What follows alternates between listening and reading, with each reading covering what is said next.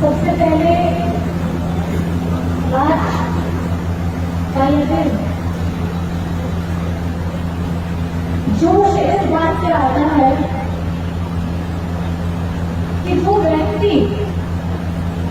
24 घंटे सिर्फ अपने क्षेत्र में रहकर और अपने लोगों के बीच में रहकर सिर्फ उन्हीं के बारे में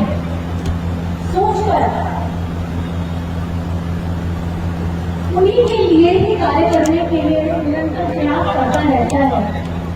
आज उस सोच को उन्होंने यहीं पे जमीन पे रख दिया, हम लोगों के सीने के अंदर में उतार दिया। आज उनका शरीर विलीन हो गया, उसको एक वर्ष पूरा होने जा रहा है। लेकिन आज ये जानकर के ज्यादा खुशी होती है कि हमारे जगन्नाथ चाचा जी, जिन्हें मैं चाचा जी बोलती हूँ, उनका जो सपना 1932 का खतियार का स्थानीय सपना,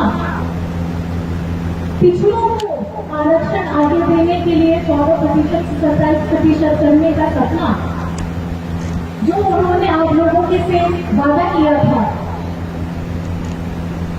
हेमंत जी ने मुख्यमंत्री रहते हुए उन्होंने उस सपने को विधानसभा से पारित करवा करके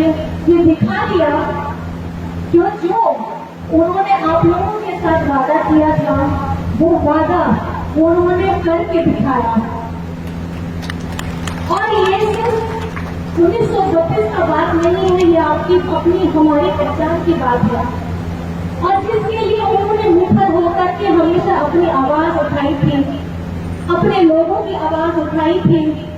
और जिस बुलंदी के साथ, जिस जोश के साथ वो पहले से कार्य करते आ रहे थे।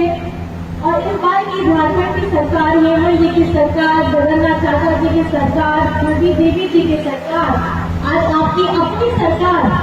जो यहाँ खड़ी है, वो निरंतर हमारे अपने लोगों के लिए, हमारे अपने सभी समूहों के लिए कार्य कर रही थी। और इस बात पर गर्व भी होता है और तकलीफ भी होती है कि आज ये जो परिवार यहाँ खड़ा है, इस परिवार का संघर्ष भी हमारे हर एक परिवार के संघर्ष के जैसा ही उतना ही महत्वपूर्ण है। क्योंकि घर का एक एक सदस्य, चाहे पुरुष हो, चाहे स्त्री हो, चाहे बच्चे हो, चाहे परिवार के कोई भी अन्य जन हो, सिर्फ आप ही लोगों के बारे में, अपने लोगों के बारे में ही बात करते हैं और उन बातों को मुखर करके पहुंचाते हैं। आपके द्वारा चुने गए हमेशा से विधायक रहे, अपने बारे में बात करते रहे, विधानसभा से पारित कराते रहे। आज मुझे लगता है कि अगर आज वो दिन याद आ रहा है, वो तस्वीर याद आ रही है, जिस तस्वीर में उनका खिलखिलाता हुआ चेहरा, जब ये बिल पारित हुआ था विधानसभा से, तो मुझे सुनने में आया था कि बाबा को उन्होंने एक बड़ा सा चादर दिया था, जिसमें लिखा हुआ था 1932। अब तो प्रमाण है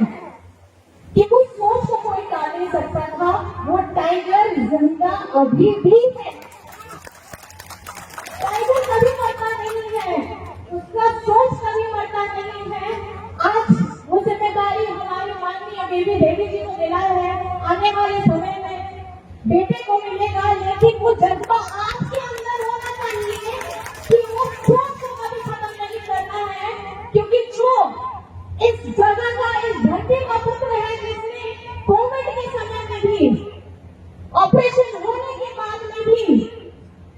अपने आप को अपने से दूर नहीं कर पाए, शरीर से दूर जरूर हो गए, पिछड़ गए, लेकिन उस सोच को बंद नहीं कर पाए। ये सोच आप लोगों को बढ़ाना है आगे। आज ही भाषण देने का वक्त नहीं है, भावपूर्ण निमित्त है, तो मैं आप सबसे ये कहना चाहती हूँ कि उस भाव को अपनाइए, जिस भाव से हमारे जगन्नाथ चाचा ने आपको